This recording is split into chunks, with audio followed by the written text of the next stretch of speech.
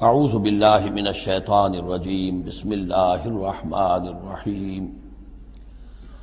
یا ایھا الناس اتقوا ربکم الذی خلقکم من نفس واحدۃ وخلق منها زوجها وبث منہما رجالا کثیرا ونساء واتقوا اللہ الذی تساءلون به والارحام ان اللہ کان علیکم رقیبا صدق اللہ العظیم۔ رب اشرح لي صدري ويسر لي امري واحلل عقدة من لساني يفقهوا قولي۔ اللهم ربنا الهمنا رشدنا واعذنا من شرور انفسنا، اللهم ارنا الحق حقا وارزقنا اتباعه وارنا الباطل باطلا وارزقنا اجتنابه، اللهم وفقنا لما تحب وترضى، اللهم آنس وحشتنا في قبورنا وارحمنا بالقرآن العظيم، اللهم اجعله لنا إماما ونورا وهدى ورحمة، اللهم ذكرنا منه ما نسينا وعلمنا منه ما جهلنا وارزقنا تلاوته آناء الليل وآناء النهار واجعله لنا حجة يا رب العالمين آمين۔ آج ہم اللہ کا نام لے کر سورہ نساء کا ترجمہ اور مختصر تشریح شروع کر رہے ہیں۔ جیسا کہ میں آپ کو بتا چکا ہوں کہ قرآن مجید میں مکی اور مدنی صورتوں کے جو گروپ ہیں ان میں سے پہلا گروپ 5 صورتوں پر مشتمل ہے۔ مکی صورت صرف سورہ فاتحہ ہے، حجم میں بہت چھوٹی، معنی میں، مفہوم میں، عظمت میں، فضیلت میں بہت بڑی۔ اس کے بعد 4 صورتیں جو ہیں وہ مدنی ہیں، بقرہ، نساء، آل عمران اور مائدہ۔ اور یہ جو 4 صورتیں ہیں یہ دو صورتوں کے 2 جوڑوں کی شکل میں۔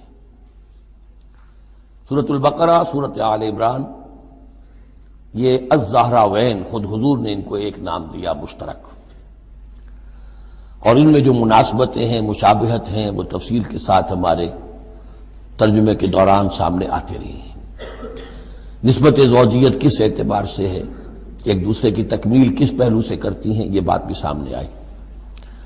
اب جو 2 صورتیں ہیں یہ سورۃ النساء اور سورۃ المائدہ، یہ جوڑے کی شکل میں ہیں۔ ان میں ایک تو بڑا کنٹراسٹ نظر یہ آئے گا کہ سابقہ 2 صورتوں میں پہلے حروف مقطعات اور دونوں میں پھر قرآن مجید اور کتب سماویہ کی عظمت کا بیان، جبکہ ان دونوں صورتوں میں کوئی تمہیدی اس طرح کی گفتگو نہیں ہے، براہ راست خطاب ہو رہا ہے۔ البتہ یہ فرق ہے وہ نسبت زوجیت کے اعتبار سے کہ سورہ نساء میں خطاب ہے یا ایھا الناس، اے لوگو، خطاب عام ہے،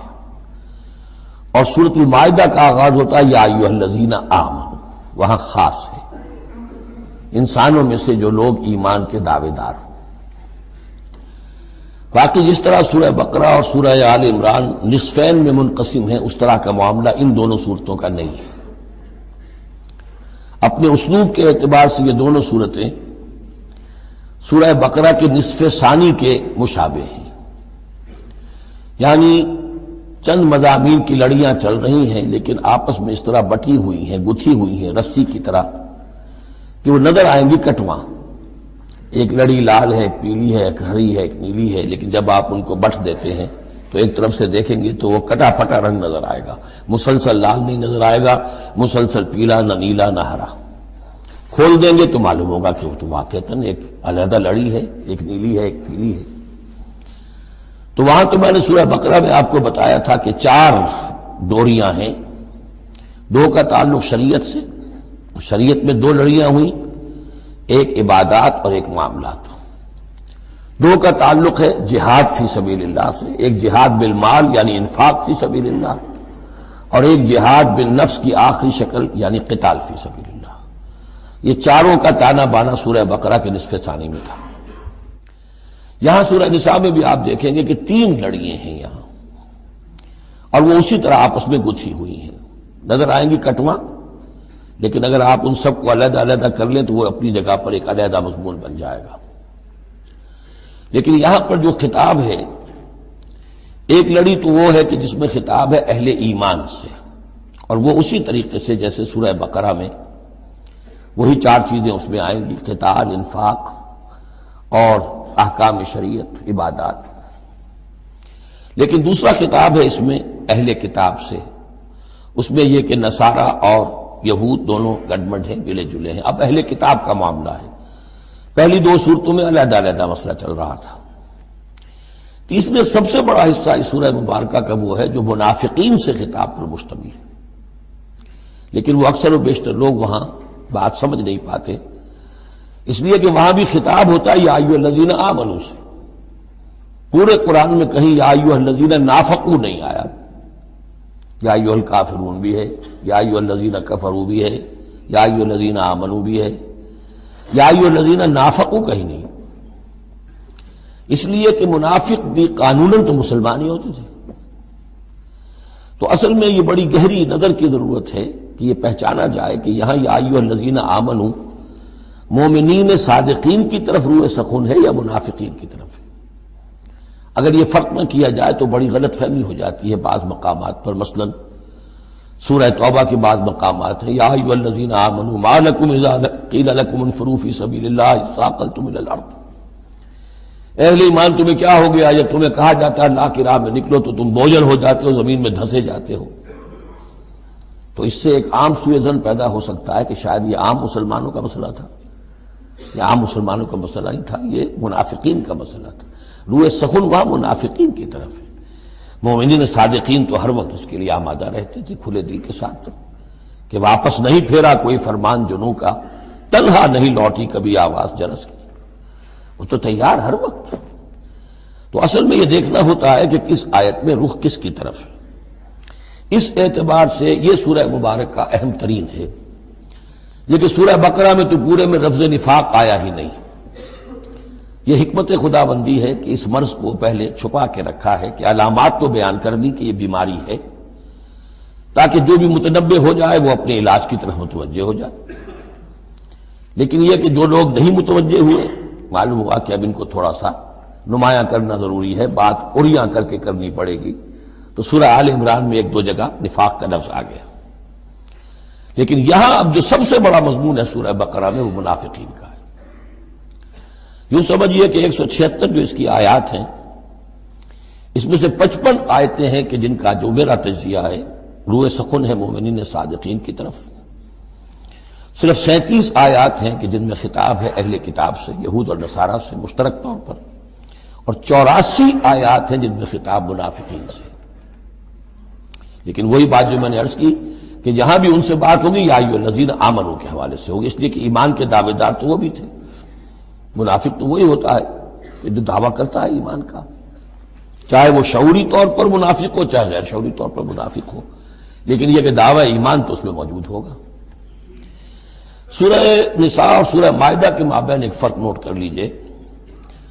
انسانی تمدن میں سب سے بنیادی چیز جو ہے وہ ہے معاشرہ، اور معاشرے میں عورت اور مرد کا تعلق، اور نمبر 2 جو معاشرے میں کچھ کمزور طبقات ہوتے ہیں ان کے لحاظ کا خیال، ان کے حقوق کا لحاظ کرنا۔ یہ مضمون آپ کو ملے گا سورہ نساء میں۔ آئلی قوانین تفصیل سے آ چکے سورہ بقرہ میں، جو رشتہ جڑتا ہے ایک مرد اور ایک عورت کے مابین ازدواج کا، جس سے کہ پھر خاندان وجود میں آتا ہے، تو وہ جو سب سے بنیادی یونٹ ہے معاشرے کا، اس کی جڑ بنیاد کا تو سارا تفصیل سے معاملہ آ چکا ہے سورہ بقرہ میں۔ سورہ آل عمران اس اعتبار سے منفرد ہے کہ اس میں شریعت کے احکام نہیں ہیں سوائے اس ایک حکم کے جو سود کے بارے میں آیا ہے، لا تاکلوا الربا اضعافا مضاعفا، کوئی اور احکام شریعت جو ہے اس میں نہیں۔ لیکن یہاں اب آپ کو جو تمدن کی معاشرتی سطح کے اوپر خاص طور پر جو دبے ہوئے پسے ہوئے طبقات تھے اس معاشرے میں، ان کی ایمینسیپیشن، ان کو اوپر اٹھانا، ان کے حقوق کی طرف متوجہ کرنا، یہ آپ کو نظر آئے گا۔ پھر اس معاشرے کے اندر سیکس کا معاملہ، اگر سیکشول انارکی ہو تو تباہی پھیل جائے گی، تو اس میں ابتدائی اقدامات جو ہیں وہ اس صورت کے اندر آئے ہیں۔ سیکس ڈسپلن کیسے امپوز کرنا ہے مسلمانوں تمہیں اپنے معاشرے کے اندر، بے راہ روی سے کیسے ڈیل کرنا ہے۔ تو اس طریقے سے تمدن کی جو بنیادی جو منزل ہے اس پر گفتگو ہو رہی ہے۔ سورہ مائدہ میں جا کر پھر جو تمدن کی بلند ترین منزل ہے ریاست، اور یہ کہ پھر اعلیٰ سطح کے اوپر عدالتی نظام، چوری ڈاکہ وغیرہ کا سد باب، اس کے لیے کیا حدود ہیں، اس کے لیے کیا تعزیرات ہیں، یہ بھی آگے آئیں گی۔ باقی سورہ نساء میں جیسے ہے ویسے ہی سورہ مائدہ میں بھی اہل کتاب سے بھی آخری خطاب ہوگا۔ تو جیسا کہ میں نے عرض کیا تھا کہ یہ پہلا گروپ جو ہے اس میں دو لڑیاں ہیں، ایک ہے یہ شریعت کا گروپ ہے، شریعت شروع ہو رہی ہے، بلو پرنٹ اس کا سورہ بقرہ سے، اس کے تکمیلی احکام سورہ مائدہ میں، اور دوسرا اس میں خطاب ہے اہل کتاب کے ساتھ، وہ بھی تدریجاً بڑھ کر آخری باتیں وہ ہے کہ جو پھر سورہ مائدہ میں ہمیں ملیں گی۔ بس اتنی تمہید، اور اس میں بھی خاصا وقت صرف ہو گیا ہے۔ یا ایھا الناس اتقوا ربکم الذی خلقکم من نفس واحدۃ۔ اب دیکھیے معاشرتی مسائل کے ضمن میں گفتگو ہے تو ایسی بنیادی بات سے شروع کی ہے، اے لوگوں اپنے اس رب کا تقوی اختیار کر لو جس نے تمہیں ایک جان سے بنایا، وخلق منہا زوجہا، اور اسی سے اس کا جوڑا بنایا۔ یہاں یہ نوٹ کرنے والی بات ہے کہ یہاں حضرت آدم کا لفظ نہیں ہے کہ آدم سے ان کا جوڑا بنایا، بلکہ نفس سے بنایا۔ اس میں وہ بات پوری طریقے سے ایکوموڈیٹ ہو سکتی ہے کہ یہاں مراد کیا ہے؟ نوع ایک ہے، جن سے دو ہیں، بکرا بکری نوع ایک ہے، جنس دو ہیں، ایک ہی نوع سے، اسی نوع سے تمہارا جوڑا بنایا۔ ہیومن بینگز ہومو سیپینز نوع ایک ہے، اسپیشیز ایک ہے، لیکن اس کے اندر ہی سے وہ سیکشول ڈفرینسیشن جو ہوئی ہے اس کے حوالے سے جوڑا بنا ہے۔ یا ایھا الناس اتقوا ربکم الذی خلقکم من نفس واحدۃ وخلق منھا زوجہا وبث منہما، اب یہاں پر مراد ہیں وہی آدم اور حوا، ان دونوں سے پھیلا دیے زمین میں کثیر تعداد میں مرد اور عورت، رجالا کثیرا ونساء۔ یعنی اس تمدن انسانی کو اگر آپ ٹریس کریں گے، پیچھے لے جائیں گے، تو اس کی کامن ایک اس کی بگننگ ہے، ایک انسانی جوڑا آدم اور حوا۔ اس رشتے میں پوری نوع انسانی جو ہے رشتہ اخوت میں منسلک ہو جاتی ہے، اس لیول پر جا کر۔ ایک ہے سگے بہن بھائی، ایک ہے دادا دادی پر جا کر کزنز مل جائیں گے، پردادا پردادی پر جا کر اور ایک لمبا حلقہ ہو جائے گا، چلتے جائیے تو آدم و حوا کی نسل جو ہے وہ جا کر آخر بالآخر ایک پیرنٹس ہیں، ایک کپل ہے، آدم اور حوا۔ واتقوا اللہ الذی تساءلون بہ والارحام، اور اس دیکھیے ایک ہی آیت میں دوسری مرتبہ پھر تقوی کا حکم، اور تقوی اختیار کرو اس اللہ کا جس کا تم ایک دوسرے کو واسطہ دیتے ہو۔ آپ کو معلوم ہے کہ دنیا میں فقیر بھی مانگتا ہے تو اللہ کے نام پر مانگتا ہے، اللہ کے واسطے مانگتا ہے، اور اکثر و بیشتر معاملات جو تمدنی ہوتے ہیں، گھریلو جھگڑے ہوں، ان کو بھی جب نمٹانا ہوتا ہے تو آخر کار کہنا پڑتا ہے کہ اللہ کا نام مانو اور تم یہ بات چھوڑ دو، اپنی عزت سے باز آ جاؤ۔ تو جہاں آخری اپیل کرنی ہے اللہ کے حوالے سے تو اس کا تقوی اختیار کرو، تو یہ جھگڑے ہو گئی نہیں، اس کے احکام پر چلو۔ اس نے سوسائٹی کے مختلف طبقات کے حقوق معین کر دیے، مرد کے حقوق، عورت کے حقوق، رب المال کے حقوق، عامل کے حقوق، مضاربت ہے تو ایک وہ ہے کہ جس کا سرمایہ ہے، اور ایک وہ ہے کہ جو کام کر رہا ہے، دونوں کے کیا حقوق ہیں، کیا اختیارات ہیں۔ اگر ان کی پیروی کی جائے، ان کی پابندی کی جائے تو جھگڑا نہیں ہوگا۔ والارحام، اور رحمی رشتوں کا لحاظ رکھو۔ یہ وہ رحمی رشتہ ہے جیسا کہ میں نے بتایا، والدہ پر جا کر بہن بھائی ایک ہو گئے، دادی پر جا کر ایک اور بڑی تعداد میں ایک ہو گئے، یہ رحمی رشتے ہیں۔ لیکن انہی رحمی رشتوں کو پھیلاتے چلے جائیے تو کل بنی آدم، اور جتنی بھی بنات حوا ہیں وہ سب ایک ہی نسل سے، ایک ہی باپ اور ایک ہی ماں کی اولاد ہیں۔ ان اللہ کان علیکم رقیبا، یقیناً اللہ تعالیٰ تم پر نگران ہے۔ یہ تقوی کی روح ہے۔ اگر یہ خیال رہے کہ میں کسی کی نگاہ میں ہوں، کوئی مجھے دیکھ رہا ہے، میرا ہر عمل اس کی نگاہ میں ہے، چھپا ہوا نہیں ہے، چاہے میں نے سب دروازے بند کر دیے، کھڑکیاں بند کر دی اور پردے لگا دیے، سب کچھ ہو گیا، لیکن ایک آنکھ سے میں نہیں چھپ سکتا۔ ان اللہ کان علیکم رقیبا، اگر یہ مستحضر رہے تو پھر تقوی ہوگا، پھر اللہ کے حکم کی پابندی کی جائے گی۔ اب دیکھیے یہ حکمت نبوت ہے صلی اللہ علیہ وسلم، اس آیت کو حضور نے خطبہ نکاح میں شامل کیا، کیونکہ نکاح کا موقع کیا ہوتا ہے کہ ایک مرد ایک عورت کے درمیان پھر وہی رشتہ ازدواج قائم ہو رہا ہے، آدم کا ایک بیٹا، حوا کی ایک بیٹی، پھر اسی رشتے میں منسلک ہو رہے ہیں جس میں کہ آدم اور حوا تھے. جس طرح ان سے نسل پھیلی ہے اب ان سے آگے نسل بڑھے گی. لیکن یہ کہ اس پورے معاشرتی معاملے میں، خاندانی معاملات میں، آئلی معاملات میں، جیسے سورہ بقرہ میں ہم نے دیکھا کتنی مرتبہ واتقوا اللہ واتقوا اللہ واتقوا اللہ، تقویٰ نہیں ہوگا تو پھر خالی قانون جو ہے اس کے اندر وہ تاثیر نہیں ہوا کرتی. قانون کو تو تختہ مشق بھی بنایا جا سکتا ہے. وَلَا تَتَّخِذُوا آیَاتِ اللَّهِ هُزُوًا، اللہ کی آیات کا ٹھٹا ہی نہ بنا دو کہ قانون کا تقاضا تو پورا ہو رہا ہے لیکن اس کی جو روح ہے وہ بالکل ختم ہو جاتی ہے. وَآتُوا الْيَتَامَىٰ أَمْوَالَهُمْ، اور وہ جو دبے ہوئے طبقات ہیں ان میں سے یتیم ایک اہم طبقہ تھا. ان کے کوئی حقوق نہیں تھے، مال ان کے ہڑپ کر لیے جاتے تھے، کمزور تھے. وَآتُوا الْيَتَامَىٰ أَمْوَالَهُمْ وَلَا تَتَبَدَّلُوا الْخَبِيثَ بِالطَّيِّبِ، ان کا مال جو ہے اس میں سے اچھا اچھا مال لے لیا، برا ان کو اپنا برا مال ان میں شامل کر دیا. انہیں کیا پتہ چلا؟ اگر اول تو یہ کہ ہڑپ ہی کر گئے، نہیں تو بہت متقی ہوئے تو چلیے تعداد پوری کر دی، لیکن یہ کہ ان کا جو اچھا مال تھا اپنے طرف لے لیا اور ردی مال ادھر لگا دیا. وَلَا تَأْكُلُوا أَمْوَالَهُمْ إِلَىٰ أَمْوَالِكُمْ، اور ان کے مال اپنے مالوں میں شامل کر کے ہڑپ نہ کرو. إِنَّهُ كَانَ حُوبًا كَبِيرًا، یقیناً یہ بہت بڑا گناہ، بہت بڑے بوال کی بات ہے. وَإِنْ خِفْتُمْ أَلَّا تُقْسِطُوا فِي الْيَتَامَىٰ، اور اگر تمہیں اندیشہ ہو کہ تم یتیم بچیوں کے بارے میں انصاف نہیں کر سکو گے، یعنی یتیم ایک تو لڑکا ہوا، چلیے اس کی ایک زندگی ہے، ایک خاص حد کو پہنچنے کے بعد وہ ایک انڈیپینڈنٹ لائف اختیار کر لے گا. یتیم لڑکی کا معاملہ یہ ہوتا تھا کہ وہ یہ کہ کوئی ولی ہے، اس سے انہیں نکاح بھی کر لیا لڑکی سے تاکہ اس کا مال بھی قبضے میں آ جائے. اور چونکہ یتیم ہے اس کے پیچھے اس کے حقوق کی نگہداشت کرنے والا کوئی ہے ہی نہیں. اگر ماں باپ ہوں تو ظاہر بات ہے کہ پھر وہ بچی کے حقوق کے بارے میں بھی تو کچھ بات کر سکیں، لہذا جس طرح چاہیں اس پر ظلم کریں، ان کا کوئی پرسان حال نہیں. تو اس میں خاص طور پر کہ یتیم ایک تو ہے لڑکا اور ایک لڑکی یتیم. وَآتُوا الْيَتَامَىٰ، اسے منکرین سنت نے، منکرین حدیث نے اس آیت کو مختلف طریقے سے وہ تعبیر کیا ہے، لیکن وہ میں یہاں اس وقت بیان نہیں کر سکتا. جو مفہوم میں صحیح سمجھتا ہوں، جو سلف سے چلا آ رہا ہے، جو حضرت عائشہ صدیقہ رضی اللہ تعالی عنہا سے مروی ہے، تو میں وہی بات بیان کر رہا ہوں. یہاں جو ہے دوسری آیت میں، یہ تیسری آیت میں، وہ یتامہ سے مراد ہے یتیم بچیاں، یتیم خواتین. وَإِنْ خِفْتُمْ أَلَّا تُقْسِطُوا فِي الْيَتَامَىٰ فَانكِحُوا مَا طَابَ لَكُم مِّنَ النِّسَاءِ مَثْنَىٰ وَثُلَاثَ وَرُبَاعَ، تو پھر یہ ہے کہ تم ان یتیم بچیوں سے نکاح مت کرو، اور تمہیں جو پسند ہو، اگر ضرورت ہے دو دو تین تین چار چار کی حد تک تمہیں اجازت ہے، نکاح کر سکتے ہو. تعدد ازدواج کی یہی آیت قرآن مجید میں. لیکن یتیم بچیوں کے تم ولی بن کر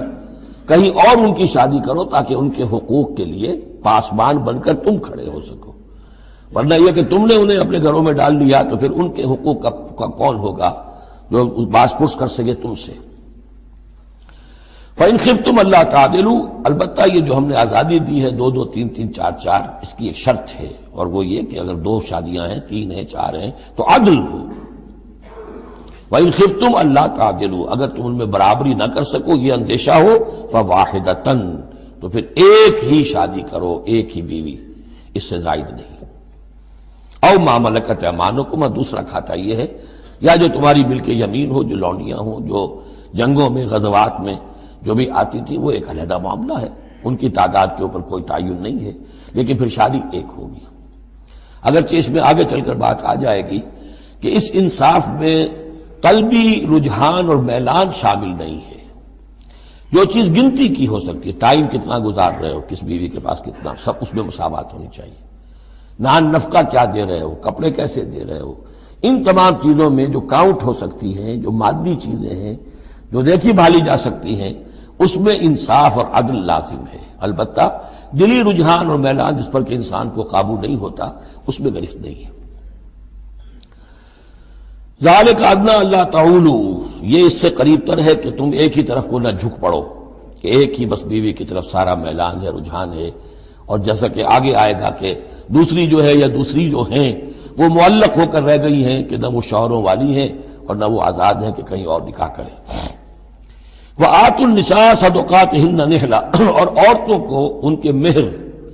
خوش دلی کے ساتھ دیا کرو، اس کو تاوان سمجھ کے نہ دیا کرو. یہ صدقات جو ہے صداق کی جمع ہے، اور صدقے کی جمع ہے صدقات، دال پر زبر ہو تو صدقے کی جمع، اور دال پر پیش ہے صدقات تو یہ صداق کی جمع ہے۔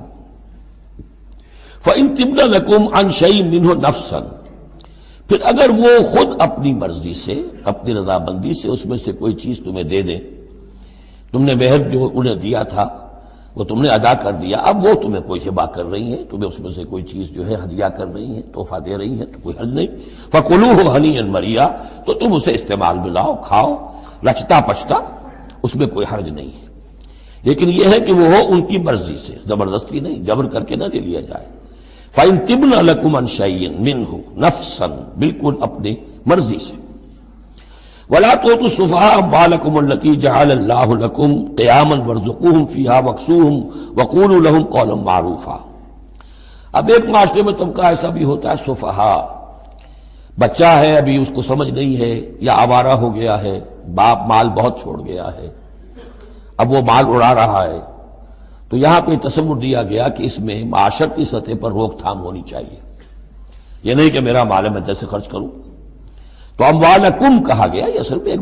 معاشرے کی ایک مشترک سی چیز ہے، مشترک بہبود کے لیے ہے، چاہے انفرادی ملکیت ہے لیکن پھر بھی اس معاشرے کی اس کے اندر مشترک بہبود ہونی چاہیے۔ مت پکڑا دو نا سمجھوں کو یا بے وقوفوں کے اپنے مال، جن کو اللہ تعالیٰ نے تمہارے لیے دنیا کے گزران کا ذریعہ بنایا ہے۔ وَارْزُقُوهُمْ فِيهَا، ہاں انہیں رزق دیتے رہو اس میں سے، وَاكْسُوهُمْ کھلاتے رہو پلاتے رہو، وَقُولُوا لَهُمْ قَوْلًا مَّعْرُوفًا، اور ان سے بات کیا کرو البتہ نرم، اچھے انداز میں۔ یہ اصول تھا جس کے تحت کہ برٹش انڈیا میں کورٹ آف وارز مقرر ہو جاتے تھے کہ اگر کوئی بڑا جاگیردار ہے، کوئی نواب ہے اور وہ فوت ہو گیا، اس کا بیٹا جو ہے آوارہ ہے اور اس کی جو اندیشہ ہے کہ اسے کچھ اڑا دے گا، ختم کر دے گا، تو کورٹ آف وارز ہو جاتا تھا، حکومت جو ہے وہ اس کا چارج لے لیتی تھی، اس کے لیے سالانہ اس میں سے اس کی آمدنی میں سے وظیفہ ہوتا تھا، اس میں اپنا خرچ کرے، لیکن یہ ہے کہ باقی چیزیں جمع رہتی تھی تاکہ یہ ان کی آئندہ نسل کے کام آ سکے۔ وَابْتَلُوا الْيَتَامَىٰ حَتَّىٰ إِذَا بَلَغُوا النِّكَاحَ، اور یتیموں کی دیکھ بھال کرتے رہو، جانچ پرکھ کرتے رہو، دیکھتے رہو کہ ان کے اندر کبھی شعور پیدا ہو گیا یا نہیں۔ فَإِنْ آنَسْتُم مِّنْهُمْ رُشْدًا، تو جب تم دیکھو ان میں کہ اب یہ باشعور ہو گئے ہیں، سمجھدار ہو گئے ہیں، فَادْفَعُوا إِلَيْهِمْ أَمْوَالَهُمْ، تو ان کے اموال ان کے حوالے کر دو۔ وَلَا تَأْكُلُوهَا إِسْرَافًا وَبِدَارًا أَن يَكْبَرُوا، اور دیکھو اس مال کو کھانے کی کوشش نہ کرو، ہڑپ نہ کرو جلدی سے، کہ ایسا نہ ہو کہ بچے جوان ہو جائیں تو یہ مال تو دے ہی دینا ہے میں نے، تو اس سے پہلے جتنا بھی اس کو میں کھا جاؤں کھا لوں۔ وَمَنْ كَانَ غَنِيًّا فَلْيَسْتَعْفِفْ، اگر کوئی جو ولی ہے یتیم کا وہ غنی ہے، اللہ نے اسے خود دے رکھا ہے، کشائش ہے اس کے پاس، تو پھر اسے یتیم کے مال میں سے کچھ بھی لینے کا حق نہیں ہے، پھر اسے یتیم کے مال سے بچتے رہنا چاہیے۔ وَمَنْ كَانَ فَقِيرًا، اور اگر کوئی خود تنگ دست ہے، محتاج ہے، اب ظاہر بات ہے وہ یتیم کی کچھ نگہداشت بھی کر رہا ہے، اس کا کچھ وقت بھی اس پہ صرف ہو رہا ہے، تو فَلْيَأْكُلْ بِالْمَعْرُوفِ، تو معروف طریقے سے بھلے انداز میں، جو کہ معقول انداز ہو، اس میں سے اگر وہ یتیم کے مال میں سے کچھ کھا بھی لے تو کوئی حرج نہیں ہے۔ اسلام کی تعلیم بڑی فطری ہے، اس کے اندر وہ بندشیں نہیں ہیں کہ جو ان نیچرل ہوں، جن پر عمل کرنا ناممکن ہو جائے۔ فَإِذَا دَفَعْتُمْ إِلَيْهِمْ أَمْوَالَهُمْ، اور جب تم ان کے مال ان کے حوالے کر دو، فَأَشْهِدُوا عَلَيْهِمْ، تو گواہ بنا لو کہ یہ چیزیں تھیں جو آج کی تاریخ میں میری تحویل میں تھی، آج تک میں نے ان کے حوالے کر دی۔ وَكَفَىٰ بِاللَّهِ حَسِيبًا، باقی اللہ تعالیٰ کافی ہے حساب لینے کے لیے، یہ دنیا کا معاملہ ہے، اس کے لیے لکھت پڑھت شہادت، باقی اصل حساب تو تمہیں اللہ کے ہاں جا کے دینا ہے۔ لِلرِّجَالِ نَصِيبٌ مِّمَّا تَرَكَ الْوَالِدَانِ وَالْأَقْرَبُونَ، مردوں کے لیے بھی حصہ ہے اس میں سے کہ جو ترکہ چھوڑا ہو، جو وراثت چھوڑی ہو والدین نے اور رشتہ داروں نے۔ وَلِلنِّسَاءِ نَصِيبٌ مِّمَّا تَرَكَ الْوَالِدَانِ وَالْأَقْرَبُونَ، اور عورتوں کا بھی حصہ ہے اس میں سے جو والدین کی وراثت ہے، جو انہوں نے ترک کیا ہے، ان کا ترکہ ہے، اور رشتہ داروں کا۔ یہاں پہلی مرتبہ اب عورت کو وراثت کا حق دیا جا رہا ہے، ورنہ عرب کے معاشرے میں عورت کا کوئی حق وراثت نہیں تھا۔ یہاں پہ فرمایا گیا کہ مما قل منہ او کثر، چاہے وہ وراثت تھوڑی ہو چاہے زیادہ ہو، قانون جو ہے اللہ کا اس کو اس کے اوپر پورے طور سے نافذ ہونا چاہیے۔ نصیبا مفروضہ، اور یہ حصہ ہے اللہ کی طرف سے فرض کیا گیا۔ اب میں آپ کو نوٹ کراؤں گا کتنی مرتبہ یہ تاکید ہو رہی ہے اس قانون وراثت کی، اور آپ اگر ساتھ ہی دیکھتے رہیں کہ کتنی دھجیاں اس کی بکھرتی ہیں ہمارے معاشرے کے اندر، کوئی اس کا لحاظ نہیں۔ اور بڑا جو ہمارا خاص طور پر ایک علاقہ ہے کہ جہاں ویسے نماز روزہ بہت ہوتا ہے، تو بیٹیوں کو کوئی وراثت میں کوئی حصہ دینے کے لیے وہ کسی صورت تیار نہیں ہوتے۔ شریعت کے کچھ چیزیں جو ہیں وہ بہت اہم ہیں، اور شریعت کی یہ چیزیں جو ہیں کس قدر تاکید کے ساتھ آ رہی ہیں، یہ کہتے ہیں یہ رواج کے تحت ہوگا۔ وَإِذَا حَضَرَ الْقِسْمَةَ أُولُو الْقُرْبَىٰ، اور جب وراثت کی ترکے کی تقسیم ہو رہی ہو تو اب اگر وہاں کچھ قرابت دار بھی آ جائیں، والیتامى یتیم بھی آ جائیں، والمساکین کچھ محتاج بھی آ جائیں، فارزقوہم منہ وقولوا لہم قولا معروفا، تو انہیں بھی کچھ دے دلا دو اس میں سے، کیونکہ اس وقت دیکھ رہے ہیں تقسیم ہو رہی ہے، وہ بالکل محتاج ہیں، تو احساس محرومیت جو ہے اس کو کسی نہ کسی درجے میں جو بھی اس کے اندر کچھ ان کی بداوا ہو سکتا ہو کرو۔ وَقُولُوا لَهُمْ قَوْلًا مَعْرُوفًا، ان سے بات کرو تو بڑے اچھے انداز میں، جھڑکو نہیں کہ ہماری وراثت تقسیم ہو رہی تم کون آ گئے یہاں پہ۔ وَلْيَخْشَ الَّذِينَ لَوْ تَرَكُوا مِنْ خَلْفِهِمْ، ڈرتے رہنا چاہیے ان لوگوں کو کہ اگر انہوں نے بھی چھوڑے ہوتے اپنے پیچھے ذُرِّيَّةً ضِعَافًا، چھوٹے بچے، اپنی نسل چھوڑ کر اگر وہ گئے ہوتے اور یتیم بچے ہوتے ان کے، خافوا علیہم، تو کیسے کیسے اندیشے ہونے ہوتے اپنے ان بچوں کے بارے میں، فلیتقوا اللہ، تو انہیں چاہیے کہ اللہ کا تقوی اختیار کریں کہ یہ یتیم جو اس وقت آ گئے یہ بھی کسی کے بچے ہیں، کوئی ان کا بھی باپ تھا، ان کے سر پر ہاتھ رکھو۔ وَلْيَقُولُوا قَوْلًا سَدِيدًا، اور بڑی صاف اور ستھری اور صحیح اور حق پر مبنی بات کرو۔ ان الذين ياكلون اموال اليتامى ظلما، یقیناً وہ لوگ کہ جو یتیموں کا مال ہڑپ کرتے ہیں ناحق، انما ياكلون في بطونهم نارا، وہ اپنے پیٹوں میں بھر رہے ہیں آگ، وسيصلون سعيرا، اندر کی آگ تو اپنے پیٹوں میں ڈال رہے ہیں اور سموچے وہ خود آگ میں ڈال دیے جائیں گے۔ تو گویا کہ ایک آگ ان کے اندر ہوگی اور ایک جہنم کی آگ ان کے باہر ہوگی۔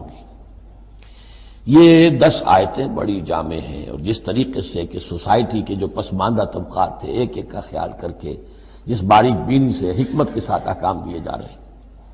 اب اس کے بعد جو رکوع ہے یہ بڑا مختصر ہے، آیتیں 4 ہیں لیکن ایک قیامت مضمر ہے ان میں، یہ اعجاز ہے۔ 4 آیتوں کے اندر اسلام کا پورا قانون وراثت جس پہ پوری جلدیں لکھی گئی ہیں، جامعیت کی انتہا ہے۔ یوصیکم اللہ فی اولادکم، اللہ تعالیٰ تمہیں وصیت کرتا ہے تمہاری اولاد کے بارے میں، للذکر مثل حظ الانثیین، لڑکے کے لیے حصہ ہے 2 لڑکیوں کے برابر۔ فإن کن نساء فوق اثنتین فلہن ثلث ما ترک، اور اگر صرف بیٹیاں ہی بیٹیاں ہوں اور 2 یا 2 سے زائد ہوں تو ان کو 2/3 میں حصہ ملے گا۔ وإن كانت واحدة فلها النصف، اور اگر ایک ہی بیٹی ہے تو اسے آدھا ملے گا۔ ظاہر بات ہے بیٹا ایک ہی وارث ہوگا تو پورے کا وارث ہو جائے گا، تو جب بیٹی کا حصہ بیٹے سے آدھا ہے تو اگر ایک ہی بیٹی ہے تو اسے آدھی وراثت ملے گی، آدھی پھر اور لوگوں کو جائے گی، وہ ایک الگ حصہ ہے، معاملہ ہے۔ وَلِأَبَوَيْهِ لِكُلِّ وَاحِدٍ مِّنْهُمَا السُّدُسُ مِمَّا تَرَكَ إِن كَانَ لَهُ وَلَدٌ۔ اب یہ وراثت میں ایک تو ہے نیچے وراثت بیٹا بیٹی، اور ایک ہے اوپر والد والدین، جب اب وہ بھی زندہ ہے، فوت ہوا ہے کوئی شخص،